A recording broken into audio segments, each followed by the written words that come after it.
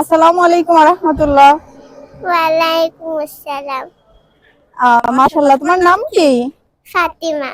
মাশাআল্লাহ, খুবই সুন্দর নাম। তুমি কি কালিমায়ে তাইয়্যিবা বলতে পারো? হ্যাঁ। আচ্ছা, আমাকে একটু শোনাবে? হ্যাঁ। শোনাও তো। কালিমা তাইয়্যিবা লা ইলাহা ইল্লাল্লাহ মুহাম্মাদুর রাসূলুল্লাহ। কালিমা তাইয়্যিবার অর্থ